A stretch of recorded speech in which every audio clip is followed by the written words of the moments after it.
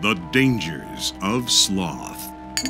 And so it happened on Friday, the 10th of June, that Frank McClanahan laid down on the floor of his dingy, unkempt apartment for what inevitably was the last time. He is not injured. He is not paralyzed or ill. No, Frank McClanahan's illness, as it were, is laziness. He has succumbed to terminal shiftlessness, surrendering the remainder of his willpower to his one and most formidable vice, sloth. So thirsty. Yes, sloth, his weakness, his vice, his sin. What brought him to this point? He wasn't always this way. 5 years ago, Frank McClanahan would simply drive to the store for sustenance and refreshment. But now he can't budge from his apartment floor. He doesn't know where his keys are. His gas tank is empty, and he has no money. What's the point of trying if it's going to take all that work? He might phone a friend, family member, or a social worker for help. But Frank McClanahan just discovered his phone service is disabled. Hello? Hello? He forgot to pay his bill. But don't feel sorry for poor Frank McClanahan. It doesn't have to be this way. Years of procrastination, boredom, and idle apathy gradually accumulated to this critical mass of laziness, a self-induced paralysis of mind and muscle. Countless opportunities have come to pass when Frank McClanahan had the chance to turn his life in a new direction, if only he had the will to eat a proper diet, the will to take out his trash, to go to work and earn an honest living. His parents were both hard-working citizens.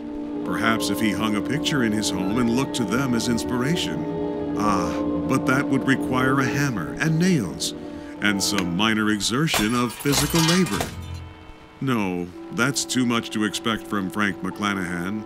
He accepts his fate, trapped in his untidy apartment, waiting out his last days.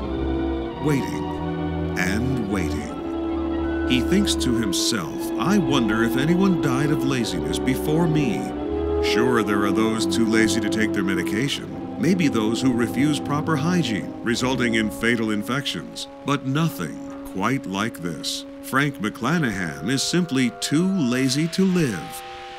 Mr. McClanahan, your TV just went out. Aren't you going to turn off the set? Mr. McClanahan?